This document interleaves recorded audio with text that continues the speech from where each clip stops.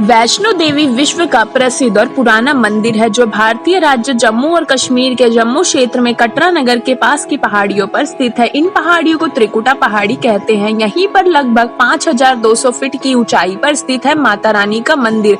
यह भारत में तिरुमला वेंकटेश्वर मंदिर के बाद दूसरा सर्वाधिक देखा जाने वाला धार्मिक तीर्थ स्थल है। त्रिकुटा की पहाड़ी पर स्थित एक गुफा में माता वैष्णो देवी के स्वयंभू 3 मूर्तियां हैं। देवी काली, सरस्वती और लक्ष्मी पिंडी के रूप में गुफा में विराजित हैं। इन तीनों पिंडियों को मिलाकर वैष्णो देवी माता बनती हैं। इन स्थान को माता का भवन कहा जाता है। पवित्र गुफा की लंबाई 98 फीट है। इस गुफा में एक बड़ा चबूतरा बना हुआ है। इस चबूतरे पर माता का आसन है जहाँ देवी त्रिकुटा अपनी माताओं के साथ विराजमान रहती है। भवन वह स्थान है जहाँ माता ने भैरवनाथ का वध किया था। प्राचीन गुफा के पास भैरव का शरीर मौजूद है और उसका सिर उड़कर 3 किलोमीटर दूर भैरव घाटी में चला गया और शरीर यहीं रह गया था। जिस स्थान पर सिर गिरा आज उस स्थान को भैरवनाथ के मंदिर के नाम से जाना जाता है। कटरा से ही वैष्णो देवी की पैदल चढ़ाई शुरू होती है। मंदिर के बारे में कई तरह की कथाएं प्रचलित हैं। एक बार त्रिकुटा की पहाड़ी पर एक सुंदर कन्या को देखकर भैरवनाथ उसे पकड़ने के लिए दौड़ा। तब वह कन्या वायु रूप में बदलकर त्रिकुट पर्वत की ओर उड़ चली। भैरवनाथ भी उनके पीछे भागा।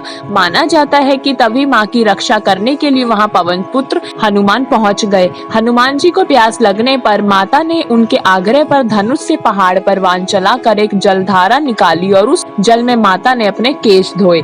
फिर वहीं एक गुफा में प्रवेश कर माता ने 9 महीने तक तपस्या की। हनुमान जी ने पहरा दिया। फिर भैरवनाथ वहां भी आ धमका। उस समय एक साधु ने भैरवनाथ से कहा कि तू जिसे एक कन्या समझ रहा है वह आदि शक्ति जगदम्बा है, इसलिए उस महाशक्ति का पीछा छोड़ दे। भैरवनाथ ने साधु की बात नहीं मानी। तब माता गुफा की दूसरी ओर से मार्ग बनाकर बाहर निकल गई। यह गुफा आज भी आदि कुमारी या गर्भजून के नाम से प्रसिद्ध है। अर्ध कुमारी के पहले माता की चरण पादुका भी है। यह वह स्थान है जहाँ माता ने भागते भागते मुड़कर भैरवनाथ को देखा था। अंत में गुफा से बाहर निकलकर कन्या ने देवी का रूप धारण किया और भैरवनाथ को वहां जाने को कहकर फिर गुफा में चली गई। लेकिन भैरवनाथ नहीं माना और गुफा में प्रवेश करने लगा। यह देखकर माता की गुफा पर पहरा दे रहे हनुमान जी ने उसे युद्ध के लिए ललकारा और दोनों का युद्ध हुआ। युद्ध का कोई अंत नहीं देखकर माता वैष्णो देवी ने महाकाली का रूप लेकर भैरवनाथ का वध कर दिया। कहा जाता है कि अपने वध के बाद भैरवनाथ को अपनी भूल का पश्चाताप हुआ और फिर उसने माँ से क्षमादान की भीख मांगी। माता वैष्णो देवी जानती थी कि उन पर हमला करने के पीछे भैरवनाथ की प्रमुख मंशा मोक्ष प्राप्त करने की थी। तब उन्होंने न सिर्फ भैरव को पूर्ण जन्म के चक्र से मुक्ति प्रदान की बल्कि उसे वरदान देते हुए कहा कि मेरे दर्शन तब तक पूरे नहीं माने जाएंगे जब तक कोई भक्त मेरे बाद तुम्हारे दर्शन नहीं करेगा।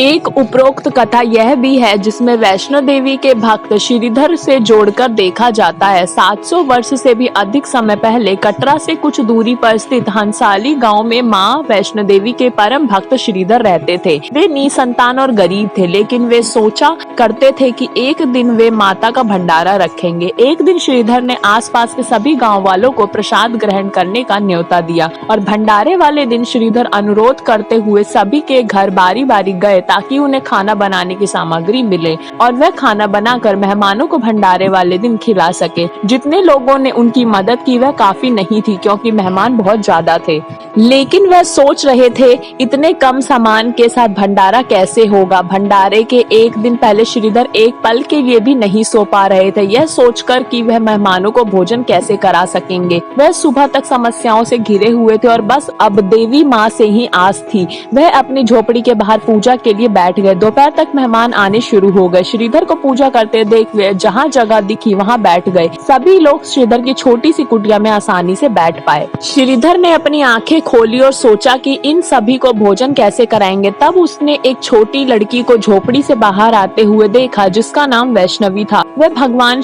की कृपा से आई थी। वह सभी को स्वादिष्ट भोजन परोस रही थी। भंडारा बहुत अच्छी तरह से संपन्न हो गया। भंडारे के बाद श्रीधर उस छोटी लड़की वैष्णवी के बारे में जानने के लिए उत्सुक थे, पर वैष्णवी गायब हो गई और उसके बाद किसी को भी कभी नहीं दिखी। बहुत दिनों के बाद श्रीधर को उस छोटी लड़की का सपना आया। उसमें स्पष्ट हुआ कि वह माता वैष्णो देवी थी। माता रानी के रूप में आई लड़की ने उसे गुफा के बारे में बताया और 4 बेटों के वरदान के साथ उसे आशीर्वाद दिया। श्रीधर एक बार फिर खुश हो गए और अब माँ की गुफा की तलाश में निकल पड़े और कुछ दिनों बाद उन्हें गुफा मिल गई। तभी से वहाँ पर माता के दर्शन के लिए श्रद्धालु जाने लगे। तो वीडियो को यहीं एंड करते हैं। वीडियो अच्छी लगी हो तो वीडियो को लाइक एंड चैनल को सब्सक्राइब किए बिना मत जाना। कमेंट में जरूर बताना आपको वीडियो कैसी लगी। वीडियो को ज्यादा से ज्यादा शेयर करना। हम मिलेंगे किसी नेक्स्ट इंटरेस्टिंग टॉपिक के साथ।